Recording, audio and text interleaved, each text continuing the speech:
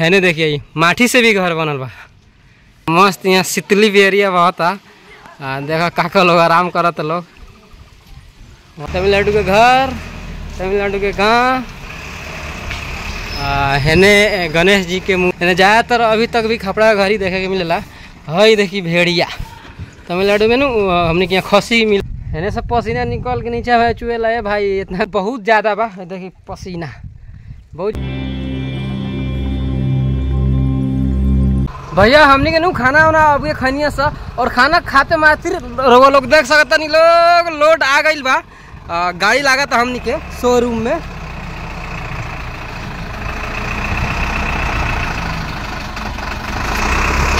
तो भैया लोग फाइनली ना जाना चीज़ के इंतजार रहा लोड आई तो केनहू जाई तो हम वीडियो बनाई है ने। हमनी के बगले में रूमवा के बगल में जो फुदिनवा खेत पर रहा नु देखी पुदीना कटा था खेत में। चली दिखाते इन लोग से।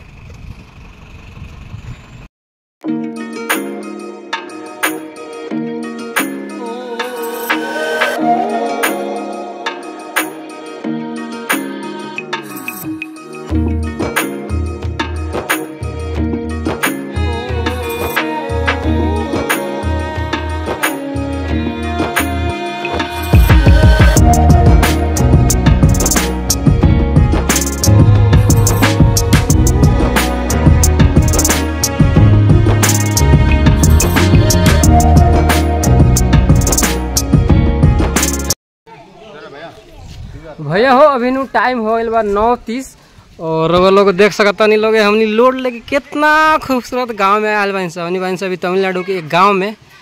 और हमनी के हेने गाड़ी बा ये तमिलनाडु के गांव। और आई देखी कितना मस्त यहाँ शीतली भी एरिया बहुत देखा काका लोग आराम करत लोग। वाह है पानी के टंकी अरे कल नहीं खेनू भैया तो यही से काम चलेला ठीक बा। हेने का आके दिखाओ तो नहीं भैया रोगो लोगन के। हई देखी तमिलनाडु के घर, तमिलनाडु के गाँव हेने गणेश जी के मूर्ति बा रोगो लोगन के दिखाओ तो नहीं। हई देखी जय श्री गणेश जी की जय हो।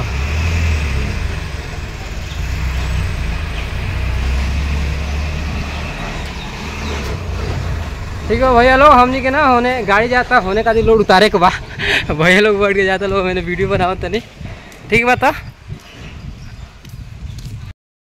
हई देखी भैया बगल में इतना बड़का घर एक जस्ट बगल में देखी खपड़ा घर यानी ज़्यादातर अभी तक भी खपड़ा घर ही देखे के मिलेला। हई देखी भेड़िया तमिलनाडु में हमने के यहाँ खसी मिलेला यानी खसी ना ज़्यादातर भेड़िया देखी हमने के होने उतारे के बा। देखिए तो भैया ब्लॉक से घर बना तो लगता ये बनाने सावनी में तमिलनाडु में ब्लॉक बहुत ज़्यादा फेमस बा। ज़्यादातर हेलो ब्लॉक से ही घर बनेला ईटा से भी घर बनल बा देख सकते नहीं रे लोगन है ने देखिए माटी से भी घर बनल बा ठीक बा। और हमारा के मिल गए एगो भैया ना बोलबा का हाँ बोली नतियाई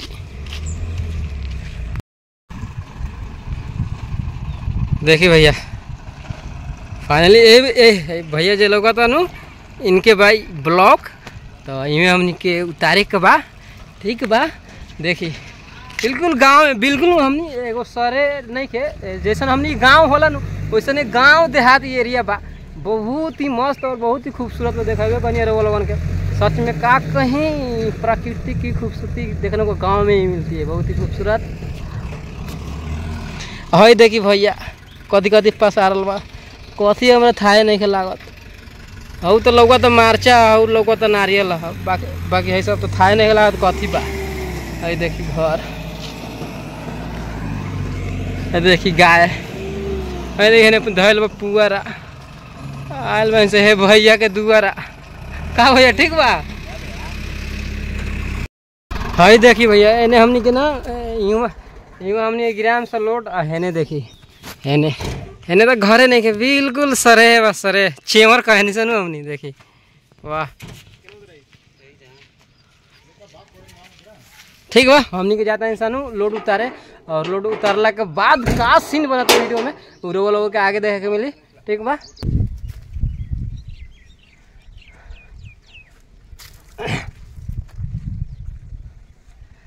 ए भैया हो हमनी के नु फाइनली देख सकते नहीं रहुआ लोगन है देखी पूरा 400 पत्थर लेके आ रही है सर हमनी को होने बा गाड़ी गाड़ी के गाड़ी हमनी पत्थर उतार दिल बा सर गर्मी नु बहुत ज़्यादा बा देखी पसीना बहुत ज़्यादा गर्मी में लगा था फिर आजू बारिश हुई खैर कमे वो हमनी के ऐसा पसीना होके वाला है सब पसीना निकल के नीचे है चुए लाए भाई इतना मेहनत वाला काम बा लेकिन मेहनत वाला काम बा लेकिन हमके बहुत पसंद है वाला ये काम काहे कि मेहनत कैला से शरीर अच्छा रहेला तो यही है बात बा आर्मी से नहीं लोड गिरावे तमिलनाडु के गांव बा बहुत ही अच्छा लगल हमारा ये गांव तो अब हमनी के जाम सा ठीक बा तो मिलल जाई वीडियो में आगे।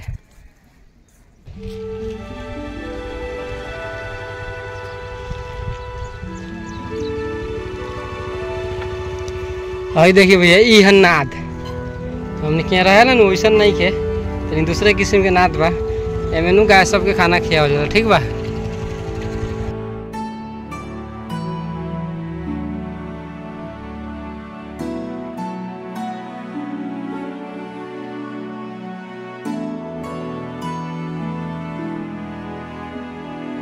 भैया हो अभी नु टाइम हो गल बा दिन के 11 बज गल बा और हमनी के फाइनली देख सकते नहीं रहुआ लोगन हमनी के नु लोड गिरा के फाइनली आ गल बा अपना कंपनी में हमनी के सीमेंट भी आ गई बा देखाओ तनी सीमेंट उतरा था हमनी के।